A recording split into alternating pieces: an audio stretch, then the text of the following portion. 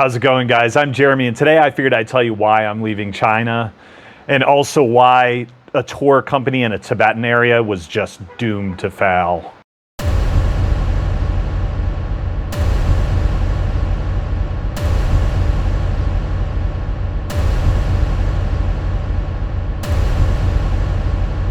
So I've already done some videos on this topic already. I talked about how China's changed since 2006, how it's always been super difficult to get hotels, and what it's been like to live in China during the pandemic. Okay, so you can check those videos out on similar topics. But this is mostly going to be about why I wanted to start tours in a Tibetan area and all of the difficulties I faced and how this eventually made me want to leave China. I could stay actually, but it's just, you can see why it's not worth it. So anyway, I came to China in 2006 on a bike trip, and I actually had an accident, which is why I stayed here at first. And so I lived in Kunming for a year and a half, and then I continued on that bike trip through Tibet. And so I knew at that time that obviously Tibet, from what I'd read and experienced, was amazing. And I also knew and heard that the Tibetan area in Sichuan Province was also amazing. And the reason why I ended up choosing Sichuan is because if you travel into Tibet, like when I went there, you're actually not technically allowed to travel alone. You have to be with a tour guide and a tour company, which is obviously super expensive, and it's not exactly the way I want to travel, right? I'd like to go on my own or do what I want, so I don't want to pay a ton of money to go on a tour. So initially it was just for me to travel, and then later, I ended up doing tours. But that was a big difference, is that in Sichuan you could travel where you want to. Because when I was in Tibet, for instance, we actually snuck in at nighttime. We weren't even supposed to be in there, but we luckily got in. And then we weren't able to get hotels anywhere. And we even got one hotel where the police came and we were fined. And so was a hotel, I think a ton of money. So that's why Sichuan would be perfect for this.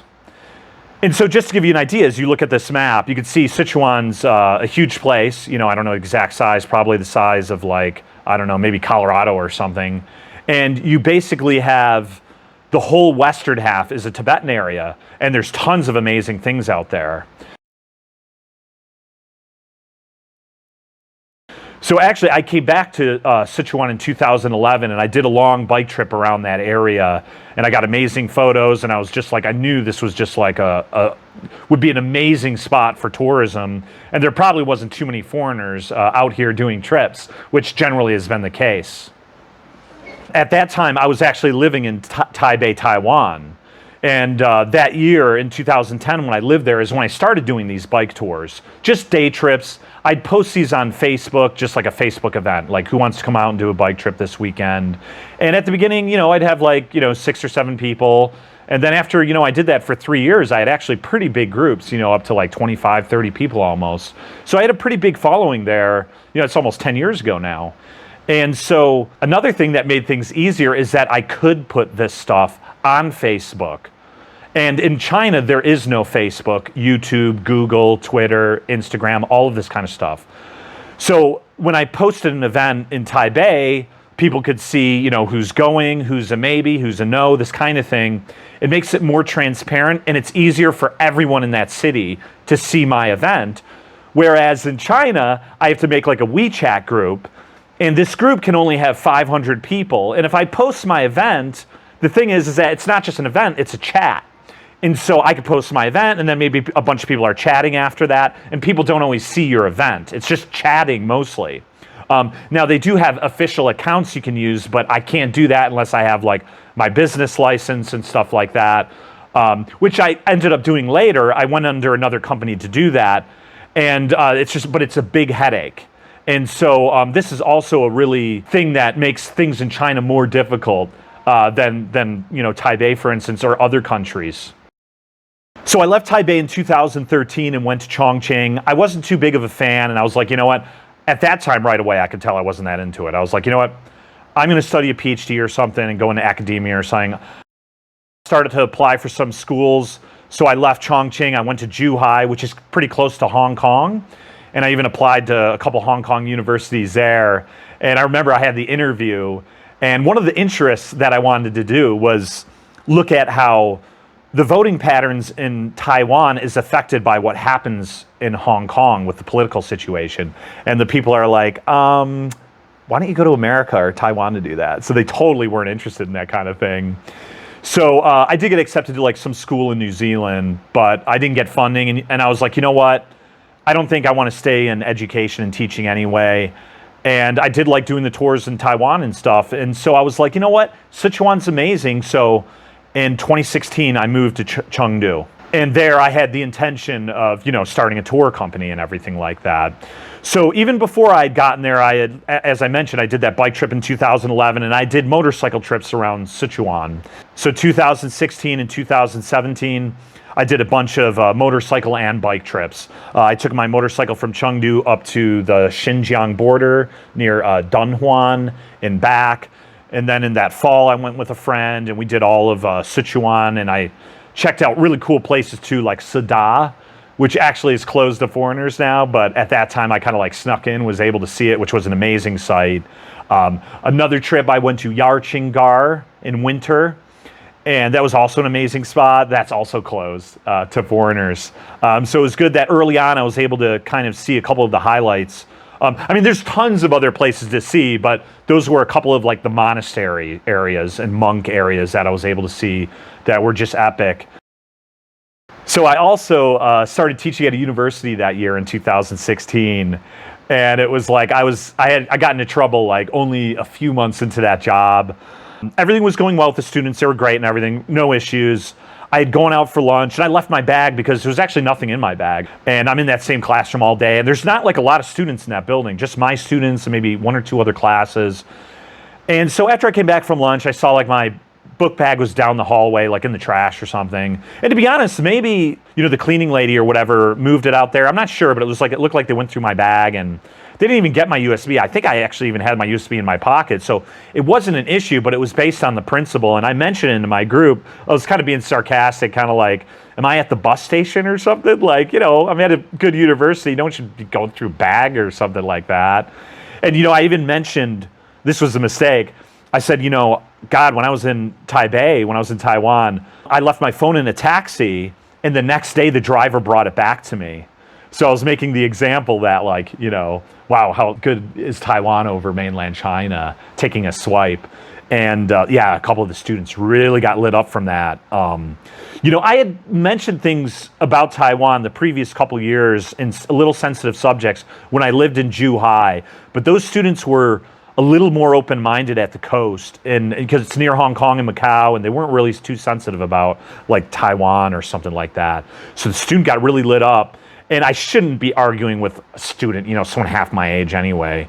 And, I could see just the nationalism. They're like, I almost lost faith in the party and I should never lose faith. And it's like the government here for them is like a religion. And it was actually really scary for me to realize that. I just, occasionally you forget these things. I'd lived in Taiwan for 3 years and went to grad school there. So I was able to speak openly and freely, and I sometimes forget about that in mainland China. When you're around young people like students, you think, well, they don't care about this stuff, right?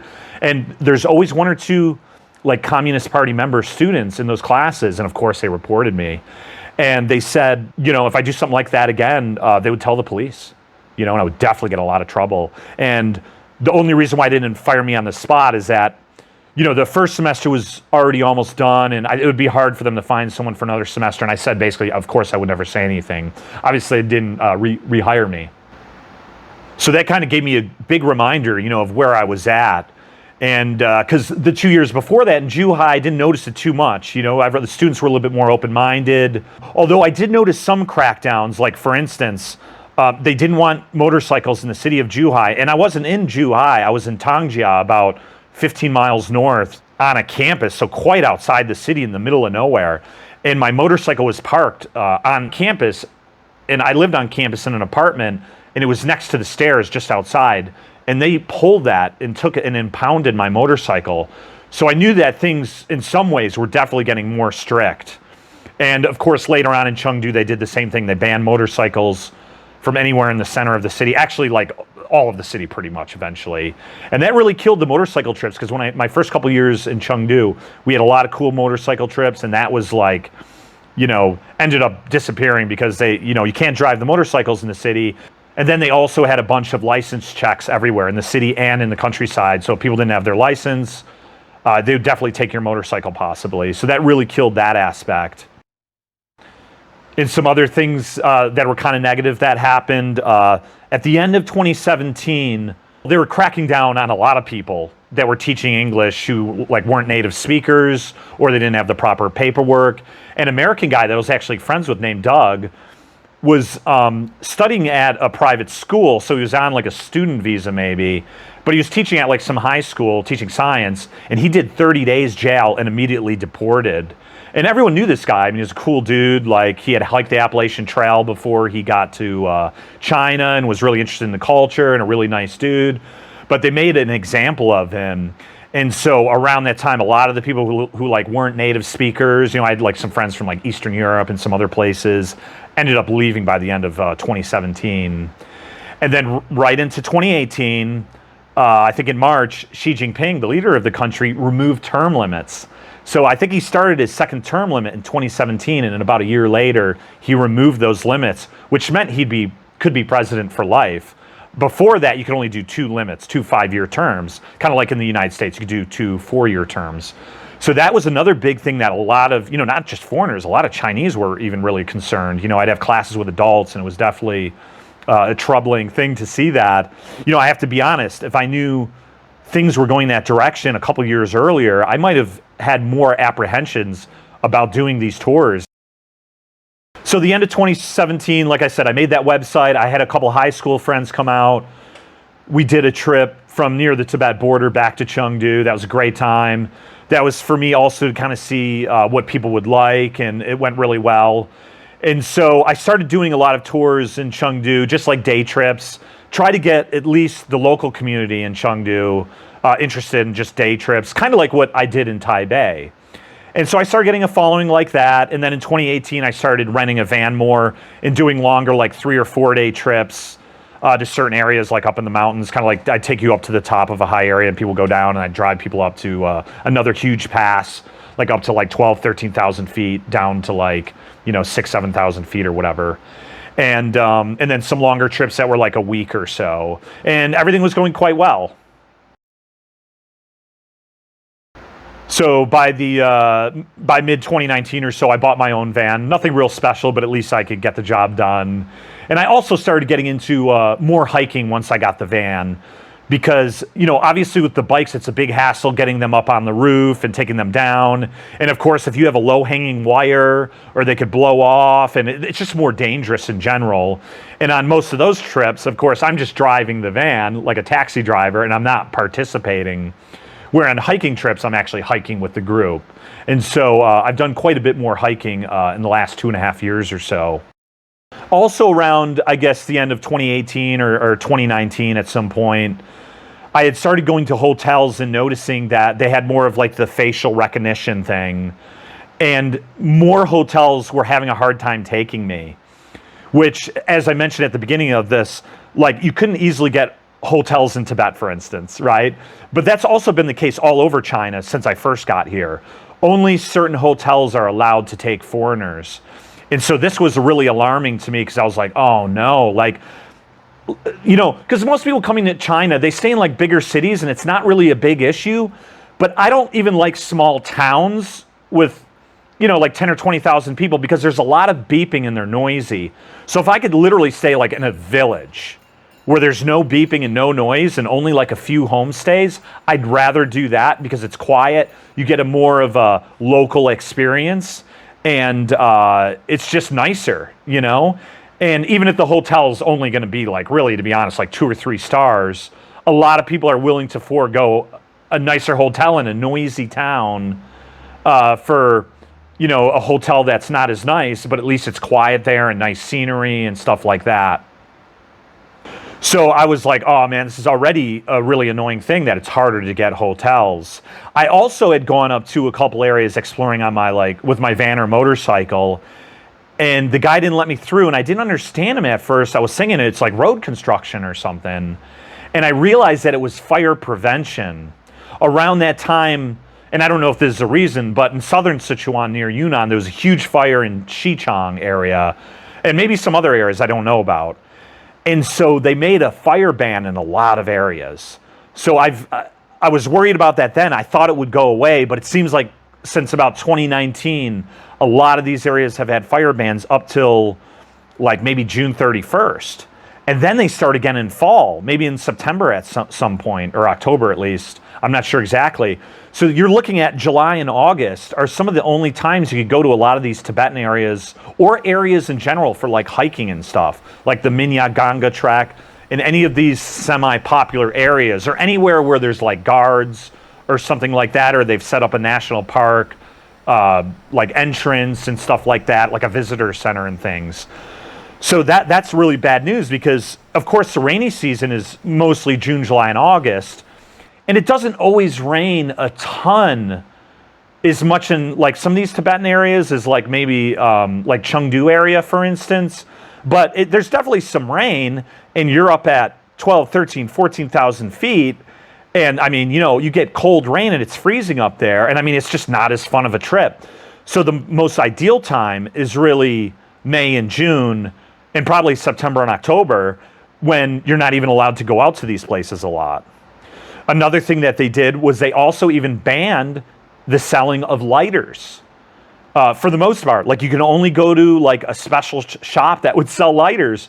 So I didn't even think of this. I got out to the middle of nowhere and I was like, oh, where's my lighter? And I was like, shit, I lent it to a girl last week. I forgot to get it back.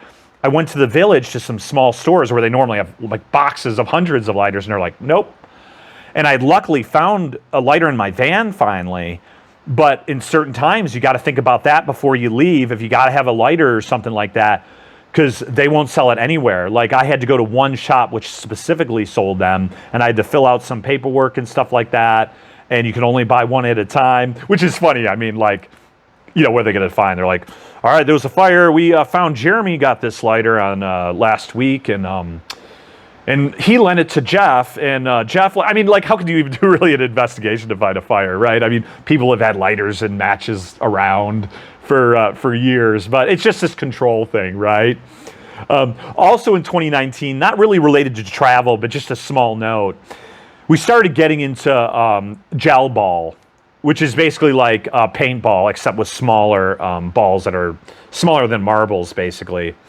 And I'd always been into paintball since high school, and I loved it, you know, or even middle school or whatever. And so I've always wanted to get back into it in Asia. And I looked into paintball, and we saw it was illegal, basically, because it's too dangerous or whatever, which, you know, fair enough. You could get welts. It's a little dangerous, especially if you don't have face mask or something. And so we saw it. We couldn't do that, but you could do gel ball. And, I mean, it's okay, but the problem is with a small gel ball is that you actually don't really know when you're hit that much. And so I knew this was going to be a problem because, you know, like we ended up joining with like some Chinese groups at some of these like indoor places or even outdoor. And they have all of this heavy clothes on. And I was like, what are they doing that for? And it's like, of course, they'll say they're not hit because it's on an honor system, right? And so they're going to say, oh, I didn't know I was hit, you know, shoot a guy 25 times. And it's like, oh, I didn't notice it. So I knew that was going to ruin it in some ways. So we just ended up playing only within ourselves, basically, the other foreigners or some of our Chinese friends who we could trust, right? And so we only did that for 2 to 3 months until they banned that too, you know, and they said now you can only do like laser tag or something. So it's not like a hugely important thing, but I not only bought my gun for, I don't know, $100, but I bought a couple extra guns, I got the masks, and spent all this time to like set up a course in an abandoned building. And a couple of my friends went out to other areas. So it's like an investment of like something I wanted to get into, and only 2 to 3 months into it, banned. And so you can see a theme here of banned and not allowed all the time, you know, harder to get hotels, can't get lighters, all this kind of stuff. And so once the pandemic came out, of course, everything was going to get worse, right? Once I came back from Cambodia and I did 2 weeks of quarantine in a hotel, 2 weeks in my apartment on campus. And then I did like my first trip, and it was like it was a 4-day trip. We wanted to get 3 nights of hotels. We couldn't do it anywhere. So I knew this was going to be a big issue, and it has been. So I knew that was going to be a huge deal. for now on, basically. It was already getting hard before the pandemic, and the hotel thing was going to be a big deal. And then the added layer to this is, as I mentioned, these Tibetan areas of Sichuan, you can travel freely there, but it's still sensitive. Like during some months like March, which I don't know if that's the Dalai Lama's birthday or something, they don't want foreigners out in certain areas. And anytime there's been a few cases in Sichuan or around Western China in general, they will kick out all the foreigners, okay? So this has been like, I've wanted to go out to areas many times to, these two main areas are called Aba and Ganza. And they have different policies, but usually one can get closed or the other one or both if there's any cases of COVID in Chengdu, basically. So this has been a bummer because there's other places I could travel to, but those are my favorite. And so this has also been a huge issue. And so another thing I've considered over the years is doing tours, not based out of Chengdu, this huge city, but trying to move to one of these Tibetan areas and maybe not living there because it's very difficult, but setting up like a second base. Maybe I have like a small guest house. It could be like another project for me. I could sell pizzas or some food because I've already been doing food for years, like selling pizza out of my apartment and stuff like that. And so I kind of have the basic idea down, and it could be another fun hobby. And so I've known of a few foreigners out in these Tibetan areas over the years, but there's not a lot. And I know their experiences. So I'll mention kind of some of these guys. Look, for instance, there's an American family out in Chongqing that had a hostel out there for, I think, 12 years or so. So right before the pandemic, they got a notice from the government that they were too close to a government building, like within 500 meters or something like that. And they kicked them out. And they had already been there for, like I said, I think 12 years. So that was already a negative thing before the pandemic. Then I had another friend a little further out in Tagong on the Tibetan plains. He's from the Czech Republic. He got out there in like his mid-20s, so a young guy. And he was running a hostel there. He took it over from American woman, Angela, who I'll mention in a minute. And he married a Tibetan woman and they had a son together. And he was running a hostel out there for 4 or 5 years. And also he had a brewery and he was making beer. So he had a really cool thing going out there because he was super popular with all the travelers going through from all different countries. And, he had Western food like yak burgers and, budget accommodation right in the square, right next to the main temple in that small town, and some really nice views around. And of course he was selling the beer and, good conversation, really cool dude. So it was cool for me because I love going out that area, and then I could always go to Tagong and hang out and have some beers with him, and it was really nice. So this is before the pandemic. They've always need to check up and call like his wife and say like, oh, what is he doing? What's going on? And I think generally speaking, they do that once in a while. So maybe every few weeks or every couple weeks or something like that. And so, but even before the pandemic, it ramped up. It was like they were checking him like a couple times a week. And so he's got like the same routine. He's either at that hostel or he goes to the next village to make beer. So why does he got to get like, this is basically like probation is like this, where like someone comes and checks on you, a couple times a month to see what you're up to. So you don't want to be living somewhere and people asking you questions all the time. What are you up to? This kind of thing. So that sucked for him. And he actually left right before the pandemic. And I don't even think he had the intention of coming back because he was just so fed up with that. So that's also a negative story. And then way out in Ganza, I knew of an American family and they ended up not making it back from after the pandemic. And they had a super nice hostel out there and really good food. Now I will put the caveat or mention the fact that those guys in Ganza, that family and that other family, the first story I mentioned in Chongqing, they probably were missionaries. I don't want to call people out. So I don't know if this is an issue or whatever, but I know that there's been groups of people doing this in Yunnan and all over China for decades. And I don't know how they're allowed to do it, but they know that they're doing that. And so I don't know why they allow people to do that for like 10 or 20 years and then suddenly they kick you out like they don't know. Or they can see all your messages and they know everything you're doing. So, it's not like a secret, So it was odd that they kicked those people out. The guy from the Czech Republic definitely has no religious affiliation. And another thing I noticed around that time before the pandemic, Even when I first came up here, I told you I was up here over 10 years ago, and one of the coolest sights I'd seen is when you come up from like Kanding or south of Tagong, you come up through a gorge, and on both sides of this gorge are like tens of thousands of rocks, and the locals had written mantras in all of those rocks, which is an amazing thing because, I mean, this is like thousands or tens of thousands of rocks that have different mantras, and they also had murals of like Buddha and different things like that. And so I went up there, like, I don't know, 3 years ago or something, and I kind of drove through and I stopped. I was like, where the hell is everything? And I looked closer and I saw someone had painted over all of them with gray paint. And I was like, I don't want to go into like all of these, like what's going on with Tibetans in certain areas. There's a saying like, believe nothing that you hear and half of what you see. So I don't want to go into like secondhand accounts or things that I can't verify, but I know what I've seen. And so I don't know what's going on with the people there, different things, but I don't think it's great. I could just imagine how locals feel, and they don't want us to know these stories probably, which is another reason why they don't want us in these areas, of course. As I said at the beginning of the video, I went to Sada and Yarchingar. They don't want people out there because like with Sada, they bulldozed most of that area. Now, they said it's because it's a fire hazard, and that's true. I mean, that is a legitimate argument, but it's also because they probably want to control people and they don't allow foreigners there. Why? And so, these kinds of things have gotten worse over the years in some ways.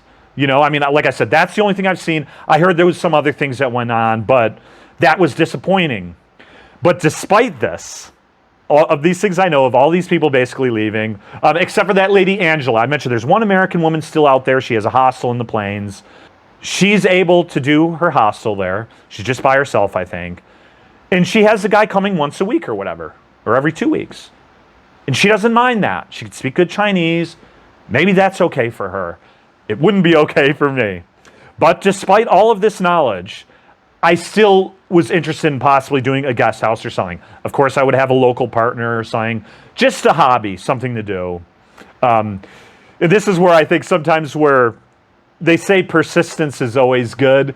Maybe my persistence in life is sometimes not great, like even doing these tours and stuff and knowing so many of these things over the years. But anyway, last winter, I guess it was the beginning of 2021, I went up there with my friend, and I'd mentioned the story in my other videos, and he wanted to stay up there for about a month.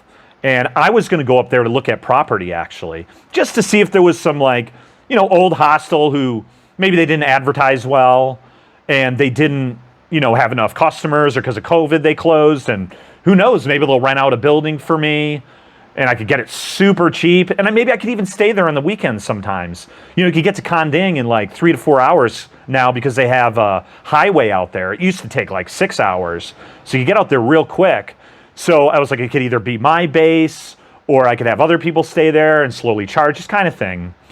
And I was only there a day. And the police came up. They heard about some COVID somewhere in the Tibetan area. There was some beef from Argentina that had COVID, some bullshit.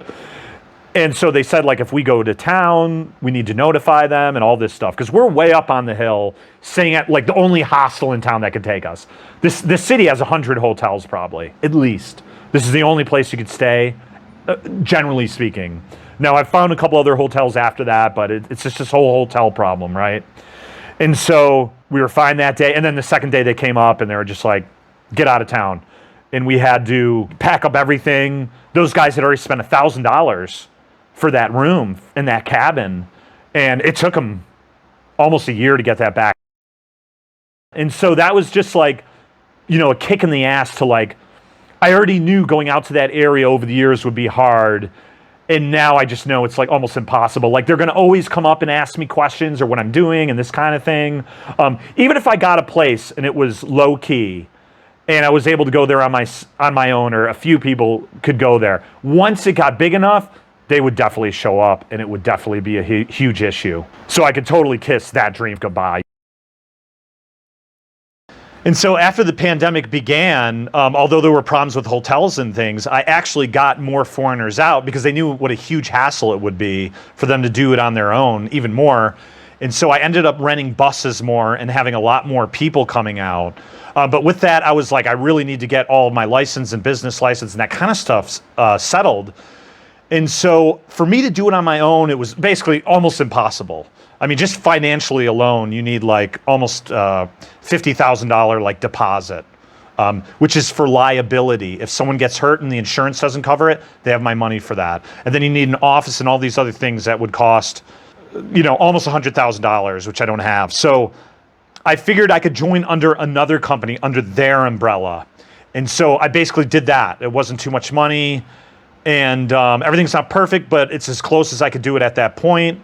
And they wanted about almost $14,000. So much less, I could afford that. And they would hold that deposit in case my insurance doesn't cover someone. And so I did that in 2020. And then, as things were getting annoying here, I asked about the money issue because when I signed the contract, of course I had a translator there. And the biggest thing, I had many questions, but it was mostly about, if I want to leave, can I get the money back? Now, normally it's 6 months to a year. And I was like, okay, that's fine. She mentioned she could give it back to me at any time. And so, of course, last year, I started asking about it because I was thinking I might leave, I might go to another country, I'm not sure. And she was getting, she was kind of avoiding me. And I was like, well, can you take care of my visa, or can I get an office through you? Because I was talking to a lawyer and trying to figure out how to do it on my own, by paying all of the fees and stuff like that over the next, couple years or whatever. And it seemed like she was, avoiding the issue. And so I terminated that contract. So she said she could pay me back. But I knew at that point, like, she was already being dishonest. She said it was no issue with me getting that. And I've had friends and people deal with these issues for years and years and years. And almost all the time they're dishonest with stuff like this.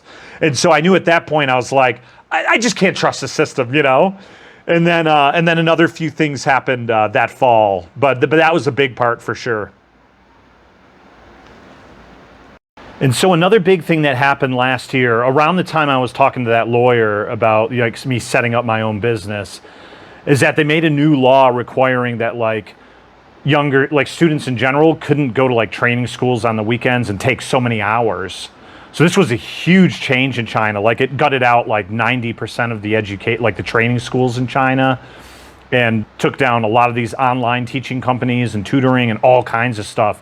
So when I saw that huge change like that, and other big changes to big tech and things over the last year or two, I could see it's just more and more restrictions, and it's making me not want to invest in my business. So I was like, you know what, I'm going to hold out a little bit and see how this year plays out. And so there was a few other things that happened by the end of 2021 where I was just like, all right, I give up. It was just too much. I was getting hotels as usual for a trip in October. And I was going to South Sichuan, which actually isn't a Tibetan area. It's another minority group called the Itsu people. And so, technically, I guess you could say it's kind of sensitive because it's a minority area. But generally speaking, it's fine to go there. There's really no issues. But maybe the local government's still paranoid about the COVID thing. So I had already did 1 or 2 trips down there over the years. One before COVID, and at least one after COVID began, if not 2. And it was no issue. But on that trip, I only had a few Chinese and a few foreigners. So getting hotels wasn't too big of an issue. But this time, I had at least a dozen foreigners. And so some of the same hotels who took me the year before were like, nah, we can't take you. And I was like, fuck, man. I was like, you establish a rapport with people. I don't want to be investing more time to do the Easter egg hunt for hotels. And so now I've got to spend a day and a half at least to look for little hotels that aren't on booking.com or trip.com or any website, and pay someone basically to call all these places and see if they could take foreigners. And then of course, once I get to that area, they could still refuse you. Or, they show, they have hazmat suits when we come. Or, later on, we get swab in our nose because they just are so paranoid about foreigners. We are the face of COVID. It really is this way. The news is just playing 24/7. China is great. We have saved your life. America has COVID like crazy and everyone's dying. And so when people watch this 24/7, when they see you, they literally freak out at sometimes. I mean, in a couple occasions, it's actually been funny. I mean, I was walking up to a waterfall in the middle of nowhere where there's generally no tourists at all, in general, especially not foreigners. And one guy, he kind of looks up, so he's like, and he just like grabs his face. It's so funny. You occasionally see this kind of stuff in the last couple of years. So they're totally paranoid. So this is really annoying. It's like, can I get a hotel or I can't? And then, of course, like I said, you don't know what regions you can go in. So that was really, really getting annoying. I had planned a couple other big trips, and I was supposed to get like a busload of people out from Shanghai to explore like the panda base. And there's pandas in Chengdu, which is like a city zoo more or less, and it's nice. But if you want to see them a little bit in the mountains, you could go to Wulong area, and they have a nice panda reserve there, but that's technically just into the Tibetan area, even though it's actually mostly Han Chinese. So a lot of the times you can't go out there. And so I had to cancel a big trip, and that's $2,000-3,000 I could make off these big trips where you have a busload of people, and even I think a lot of these people, they are Chinese, even they can't come out because it was like Shanghai and they don't want anyone coming from another province, this kind of thing. And another side story on that, the guy at the hotel we were going to stay at has good English and a really cool guy. He's wanted to expand his business, and he doesn't want to take care of the hotel. He wants to do more of like tours for people who want to see nature and the pandas. And so he even asked me recently about running a hotel out there.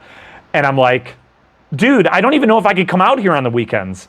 I have to go back and forth to Chengdu probably some of the time. And some of the time they don't let foreigners in this area.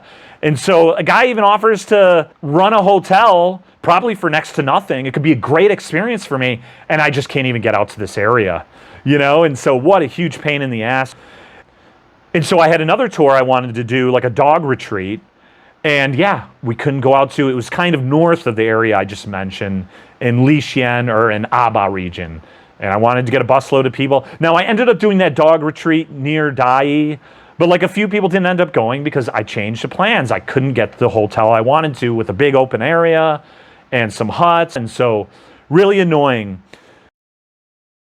So also in November, I went out on a trip on my own just to kind of scout some areas around Aba, like near Lixian and Wenchuan area. Now that the highway goes out there, it's much faster. So in 3 hours, I could get out to a bunch of really pretty areas up there, kind of like Kanding. And so I went out there and I checked out a couple areas. But the main thing is my buddy had just gone to a really pretty area and he recommended it to me. And so, by the time I got out there, man, it must have been...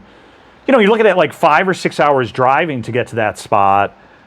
And I could see they were letting people in because there's people coming in and out, and I was looking forward to it. And, he's like, okay, park, and I could see you just got to sign your name and your license plate number. And as soon as he saw that I was a foreigner, he's like, oh, no, nope. And he's just like, nope, can't come in. And so I made a big rant there, and I was super pissed because it's just been happening all the time for... a couple of years now, this kind of thing, like you just can't go because you're a foreigner, basically. And so I was just freaked out. And I knew then that, it was coming to the end. I'm not going through this thing where like I'm, being discriminated against or like I'm not even like where this came from or whatever, but they're just 100% convinced of it. And I got to drive out here and I have no idea whether I'm allowed to go somewhere. And all these Chinese people could go through. So that was one of the last final straws. But the straw that broke the camel's back is that I know I can't go to these Tibetan areas a lot, but there's like the first group of mountains which aren't the Tibetan area yet. So there's 2 reasons why they don't want you to go in those areas, because of the pandas and because a lot of those areas were destroyed in the earthquake, so they said it's now still dangerous. It's almost 15 years later. I can see some of the gorges. Like I've gone up to a couple really, places I definitely consider dangerous. Like we went up to this gorge, once or twice, and I would never bring a tour back there. But it was cool to check this out. And like they had made new stairs up there because I could tell it was like they were still monitoring the water situation and stuff, and you could still go in. But there was also some other abandoned dirt roads that went out to these super, super pretty areas. And I know of one road I can go in with no issue, basically, but only about 1 or 2. And so I've gone back and snuck into a few of those areas. Like I've crossed, like there's a gate and someone watching it, so you have to sneak into the water to get around it. Or I went in back there with, I made a trail and I actually fell on bamboo and I was impaled. Like, I'm not even joking. Like, I went to the hospital. I'll make another video just on that story. Like, so I'm kind of trying to find areas where there's like no guards and stuff like that. And I brought out, it was actually a few girls, and I was like, oh, I found this cool road. No one's going to find me out here, the middle of nowhere. And I didn't see any people around. There was a little bit of construction, and I saw like, it's cool because in some of these areas, it's not just rocks. You've got like sand in a lot of areas. So it's actually good for camping, like right on the river, and you've got beautiful views. And I saw, must have been a tiny village up there, which I saw later. There was not even a dozen people, like 5 houses. So it's like 10 people living there. And he had the like red band, kind of like a security guard. Like, it's not his job all the time, but he just has that part-time job or whatever. And he's like, Bu Liao, which in Chinese is like, can't go. And I was like, God damn it, man. This has been years of like, I can't get a hotel, I can't get a lighter, I can't do gel ball, I can't enter here, I can't do this, I can't do that. You know, everywhere. It's fire hazard. If you teach the wrong job, you get 30 days jail. Like, you can't do this, ban. I'm like, fuck it, dude. It's done for me. I'm over it. And yeah, it was around Thanksgiving or so. And I went in and I even told my buddy, I went into the office, a restaurant and bar that I go to often, and I was like, dude, I'm leaving. I don't know where I'm going, but I gotta go. I mean, this has been years of like, I wanted things like hotels to get easier. Hotels are more difficult. Now, some of these things will get a little better after the pandemic, but some of them will always be shitty. Like all these areas and parks that I used to hike at where there was no visitor center and no people are all having a big visitor center. Not all of them. Of course, there's some spaces that'll always be remote, but it's harder and harder to find. That fire ban will always have some effect, I think. You know, there's one fire. So what is China going to do? Just ban everyone from going to these places for good, right? Or maybe someone got lost in these areas. Like, because I could see like people go in those areas where the pandas are, or where there's fire or different things, and people have gotten lost, or there's other issues. It's not just about fire. And so they're just like, ban it. Just ban all these areas. Ban everything. Like, you can go, if you get an admission ticket, and if they could drive you in a cart, and you can take a photo, and if we have people watching you, like you're at the zoo, it's okay, but you're not allowed to do this at your own. And so that's not going to get much better. And the hotel situation will get a little better after the pandemic, but it's still not going to be like anywhere. You can't go to mom and pop's place. It takes them so long to register us that they're not going to want to do it. Yeah, in these Tibetan areas, I mean, I hoped over the years that it would get easier to go, and no, it's going to be off or on. You know, I remember even having this conversation when the pandemic began and I was in quarantine, and I brought this up just in a group chat, and it just shows how sensitive people are about even bringing up this issue. And I was just talking to another foreign girl, I think from Russia or something, and I was saying, I hope Western Sichuan, meaning the Tibetan area, is not like Tibet, because in Tibet, as I said, you need to pay to be on a tour. And the girl said, yeah, that would suck. It would be like, you know, if you were a Chinese person in Colorado and you were able to travel to Colorado and Arizona and Utah on your own, but you couldn't go to like California and Oregon and Washington State unless you're on a tour. But you're still able to go to like, you know, Utah and Colorado, but they might change it where you need to go on a tour. So we were worried, we were concerned, and we said, I hope they don't make us go on tours to go to West Sichuan. And the people in the group just, ah! I mean, you just mentioned the word Tibet, just like I said with those students I was teaching about Taiwan, and just freak out. They're like, this is like Area 51. You can't go to the White House, which actually you can visit the White House technically, but they just, I mean, freak out. No, you can't go. And just, they deleted me from the group. And of course, now there's been a few other shitty things that have happened, like Shanghai's been in lockdown for almost 2 months now. I've lost out on so many tours and teaching jobs. It's still super hard to get back into China. If I leave, it's okay. If I come back, the flight ticket's super expensive, and then you go into 2 weeks quarantine at least. And you all this other paperwork and things you have to do. So it's almost impossible to come back. Because I was just going to leave and come back this summer, but it's just like they're not removing the restrictions. And so, yeah, it's time to go, and I'll make another video about my next plans. So anyway, you can see why I was really doomed in a lot of ways of making a tour company. I tried to be optimistic. I mean, I don't know, it maybe would have opened up a little more. I mean, who would think something like getting a hotel would get harder? Or they would restrict Tibet more and all of these things, or there would be a pandemic, And so, some of it's just bad luck, but some of it's like you could see, if someone starts consolidating power, generally isn't a good thing. And unfortunately, I started this tour company, a year before the leader decided to remove term limits and less than 2 years before the pandemic. And so, sure, I could stick around. I've got a big following. It could come back in a year or two, but I'm going to leave for now. If I want to come back, I could, but it's not probably going to happen because it's a completely different place, and I'm going to have to do it somewhere else. So anyway, I hope this video can help you out a little bit.